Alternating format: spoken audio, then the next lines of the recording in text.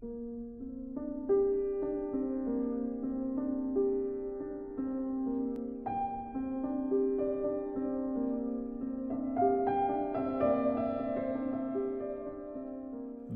disait « Il n'y a plus beaucoup de liberté dans le monde, c'est entendu, mais il y a encore de l'espace. » L'espace. Il offrait ses replis à qui voulait bien s'agenouiller au-dessus des cartes et communier à leur pouvoir. Ici, sur les dorsales calcaires et plus tard sur les socles de granit, j'allais ouvrir compulsivement les feuilles de l'IGN. Ces cartes d'état-major étaient des merveilles. On pouvait se réjouir de posséder une pareille couverture du pays. Pour l'instant, j'en transportais 10 dans mon sac, de quoi me projeter jusqu'à Ventoux. Les feuilles révélaient l'existence de contre-allées inconnues au cœur de la citadelle, de portes dérobées, d'escaliers de service ou disparaître. Je ne pouvais jamais regarder ces représentations au 25 millième sans me demander ce qui se tramait là, sous mon doigt, au bout de ce sentier isolé sur un talus zébré d'un tortillon. Et qui vivait dans cette maison dessinée au milieu d'une lande? Un ogre? Un réfusnik? Une ancienne danseuse? La carte était le laissez-passer de nos rêves.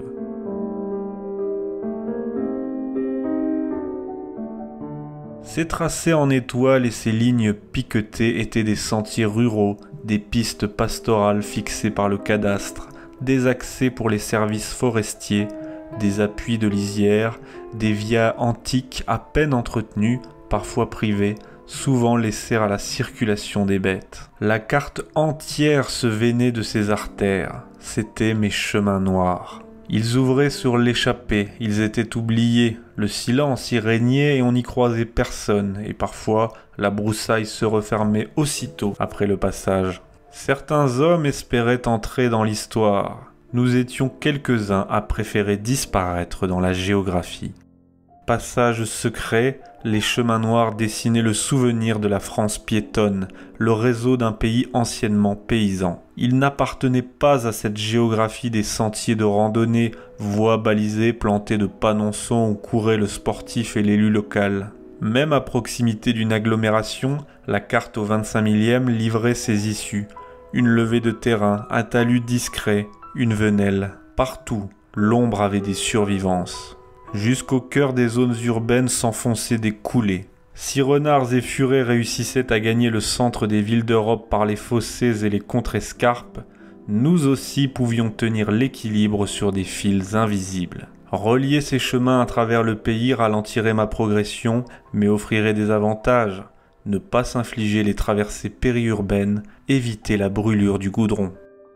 Dans les années 80, René Frény, écrivain de Provence, avait publié un roman où il décrivait la traque d'un conscrit réfractaire que l'autorité militaire poursuivait sur les routes d'Europe. Un livre électrique frappé de ce titre, Les chemins noirs. Depuis le départ, je me débattais avec les cartes IGN pour tracer une sinusoïde de l'incognito. Non pas que je fusse en cavale, mais je pressentais qu'un air de liberté soufflait en ces allées. La première épreuve était d'élaborer un tel parcours dans une campagne en miettes. L'exercice d'arpenteur était plus difficile que je ne me l'étais imaginé. Il fallait longuement détailler ses planches pour tracer les itinéraires. Cela finissait par fatiguer les yeux.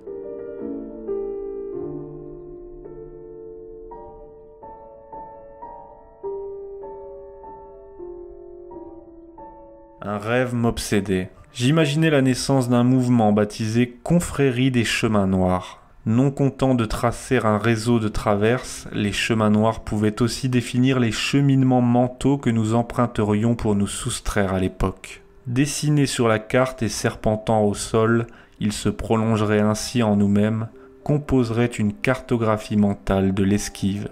Il ne s'agirait pas de mépriser le monde, ni de manifester l'outrecuidance de le changer.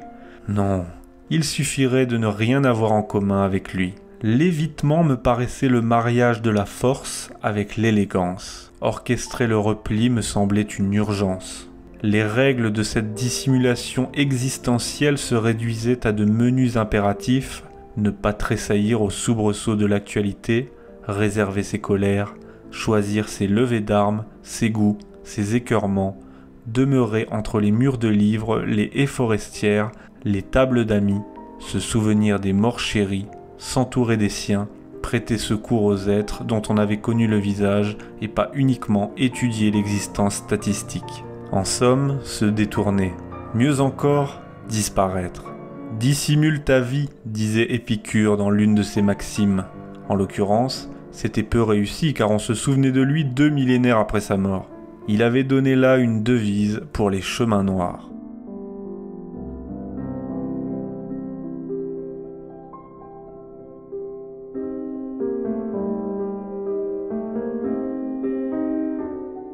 Nous serions de grandes troupes sur ces contre-allées car nous étions nombreux à développer une allergie aux illusions virtuelles. Les sommations de l'époque nous fatiguaient.